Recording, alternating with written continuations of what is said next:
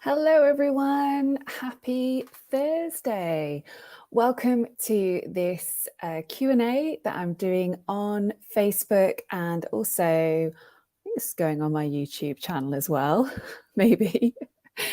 But I wanted to jump on here to speak to you really, and to answer some of your questions, see where you are on your alcohol-free journey. So if you're watching this now, please type a hello in the comments, let me know where you're watching this from, and also where you are on your alcohol-free journey. That would be really good to know. So I posted a bit earlier today saying that, I was going to be coming on here live to answer your questions. And I've got a couple of those that I'm definitely going to get to in a moment. But also, feel free, if you've got a question here today, to type that in the chat as well, and I can answer that. I really want to see where you're at, see what questions you've got, and see how I can help you. For those of you who don't know me, I'm Kate. I'm the founder of the Sober School, where we help women to quit drinking alcohol in a way that feels fun and easy and empowering. So I love talking about sobriety. It's like my favorite topic. And I really love helping you do this, and helping you do this in a way that feels good to you. Because sobriety doesn't have to feel depriving. It doesn't have to feel hard either, despite what everyone else might tell you.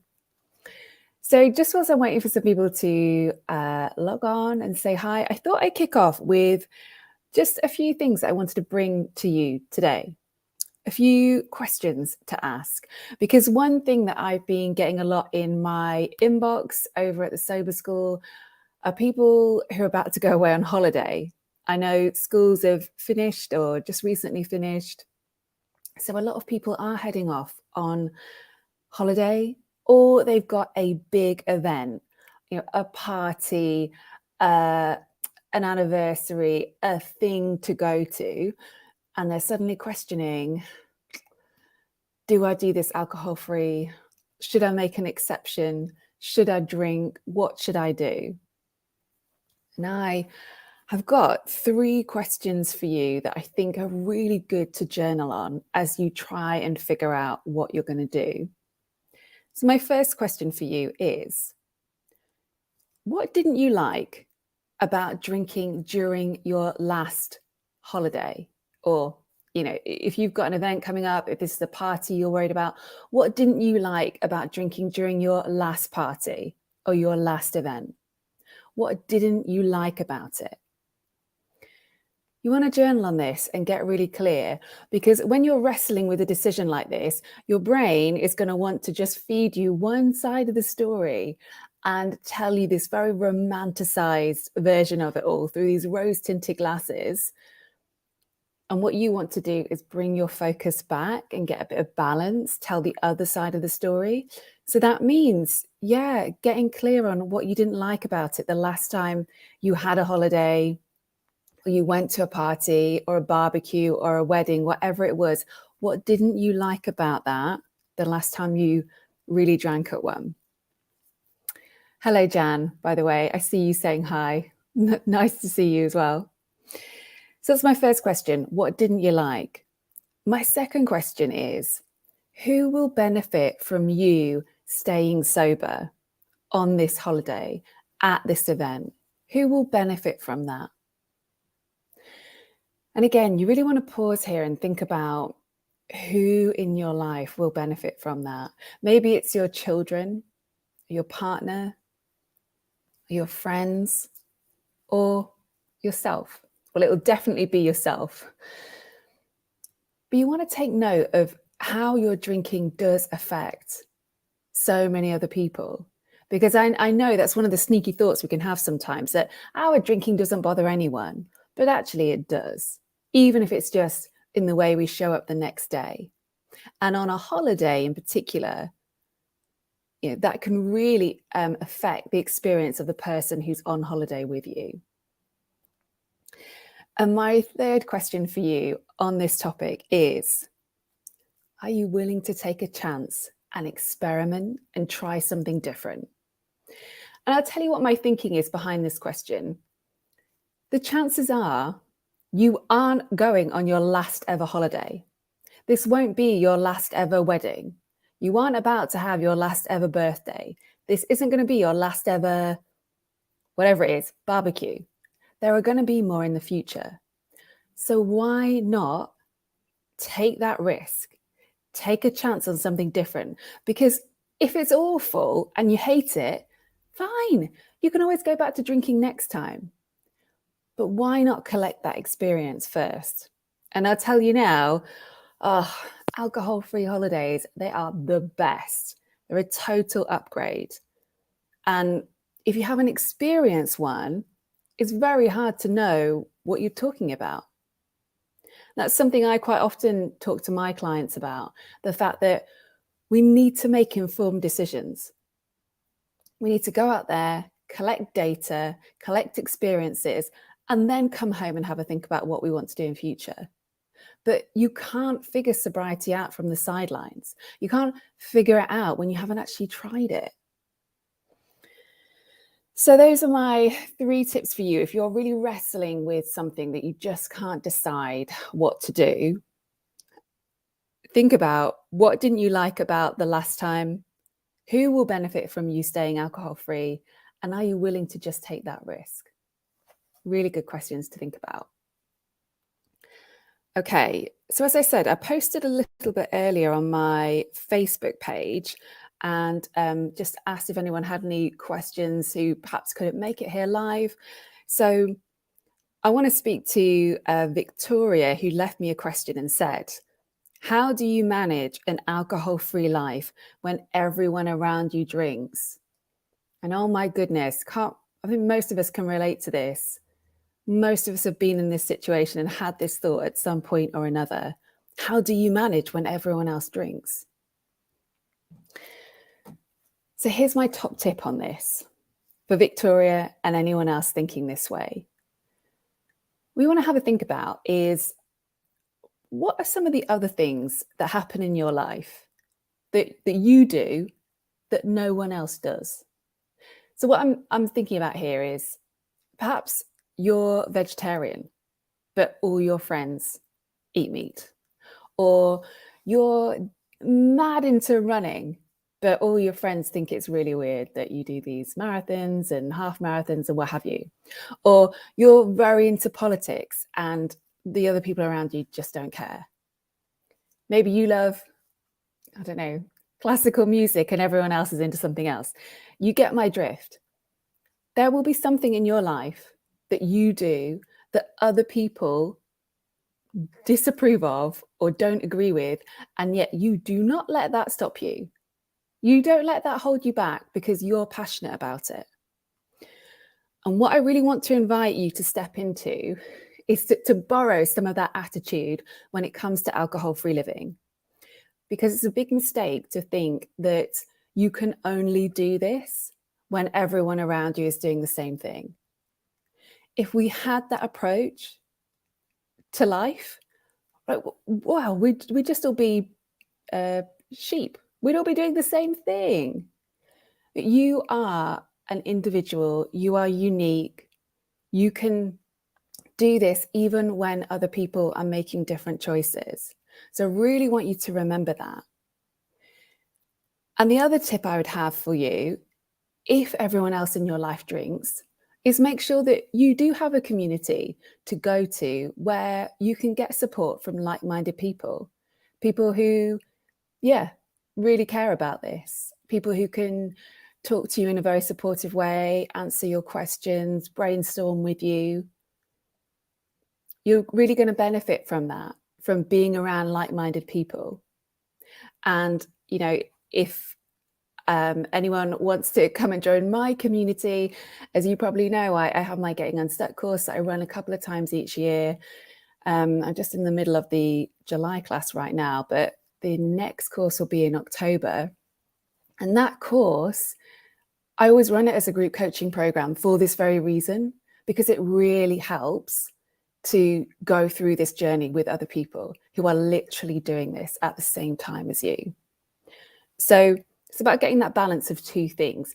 getting that support, being around like-minded people, but also reminding yourself that you are an independent woman who can, flipping well do whatever she likes and doesn't need the approval of other people. So that's my answer to you, Victoria. I hope that helps. Lynn Richards asked, does medication like a compensate help? So I think that is one of those medications that suppresses your cravings for alcohol. And there are quite a few on the market now under various different names. And personally, I don't recommend them. And the reason I don't recommend them is simple. I think I've had over 3,000 women go through my Getting Unstuck course now. I have almost 40,000 people who get my weekly blog. I know a lot of other sober coaches. I meet people through Facebook and social media. So I'm in contact with a lot of people who are on this journey. And I have yet to meet a single person who has had a good experience with those kind of medications. I've worked with a lot of women who've tried them in the past, hasn't worked out, and they realized it was a mental game and they couldn't be relying on medications like this. So it's for that reason that I don't recommend them. I'm always open to having my mind changed, and I'll look and learn from the experiences I see people having. But I think the problem with those medications is they're altering how you feel without you necessarily doing the mindset work. And you don't want to replace one drug with another. As you probably notice, I'm banging on about this all the time. The thought work, your mindset, managing your mind. That's the key to thriving in sobriety. And just taking something to suppress your cravings isn't going to help with that. It can also knock your confidence as well, because you start to believe that you really need to take this medication in order to stay sober. Whereas actually, who knows? Let's unlock that power within you to change your life and quit drinking on your own. So I don't offer medical advice here, but just my personal opinion on them is that they're not great. Please leave me a question in the comments if you've got one, if you need support with anything, got a question that's on your mind right now. Hi to Sarah. Michael says, hi, Kate. How do you get past the rose-tinted glasses with your drinking the further into sobriety you get? So I think, Michael, perhaps what you're asking here is, how do you kind of stay motivated the further you get into this journey? And perhaps you lose those memories of what it was really like to drink. And this is where I think doing a bit of proper mindset work in the early days can make such a difference.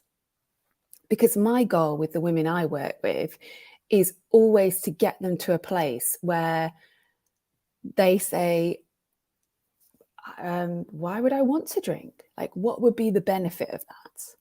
So it's that attitude of like, well, yes, I could drink if I want to. I'm a free woman. I can do whatever I like, but why would I want to drink? And that's the place you want to get to. Whereas what I think is behind your question, Michael, is more of a, how do I keep up that willpower and that drive and that effort and that energy to keep myself going?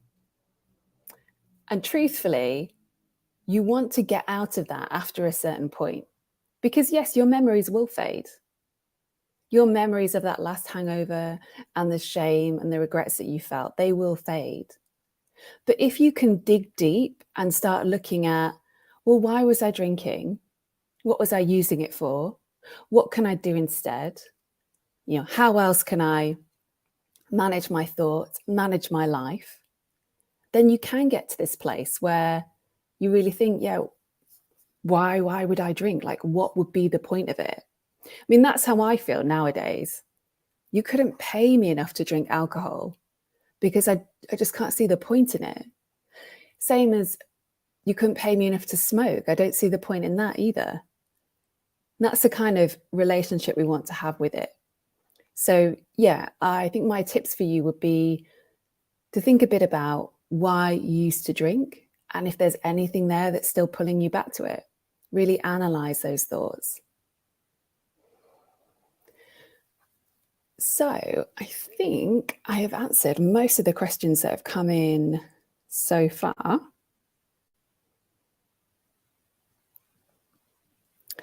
One other tip I'll give for you on a Thursday, because I know this is a time in the week when a lot of people think about, well, it's not when a lot of people think about drinking, but it can be a bit more of a challenge than, say, Monday, Tuesday, Wednesday. Make sure at this time of night, it's just coming up to 5:20 here, make sure that you take care of your hunger and your thirst cravings, because a lot of us, we misinterpret these cravings as cravings for alcohol, whereas actually we're just at a time of day when we're probably genuinely hungry and genuinely thirsty, and maybe a bit tired as well, because it is the end of the day and it's a Thursday and we're heading towards the end of the week. So just as it's like a no-brainer move, make sure you stay on top of your hunger and thirst. And that's a really easy thing to do when you are coming home from work. You pack some food to have in the car or on the train home, knock back a bottle of water, and take care of that stuff before you even walk through the door. So I think I am going to jump off now, because I wanted to make this a super quick live to just get straight to answering some of your questions, give you a few doable tips, and really try and set you up for a great weekend, because alcohol-free weekends are the best. But I see one more question's just come in. Is it okay to drink non-alcoholic beer, Prosecco, etc.? Yes, it's fine. It's fine if it feels good to you. There's nothing wrong with using these drinks at all. They are alcohol-free. It says so on the label. You don't run the risk of becoming addicted to them because it hasn't got alcohol in. However, with that said, some people find that the taste feels too similar to what they were drinking before, and they don't feel comfortable with that. So I think it's a really personal decision as to whether these drinks will support you and be a great part of your toolbox, or whether it does feel a bit too close to the real thing. I mean, personally, when I quit drinking for a long time, I didn't drink these drinks. I just wanted to have a completely clean break. I drank grapefruit juice and tonic water for ages. Like, that was my drink. I had to have it every single night. I loved it.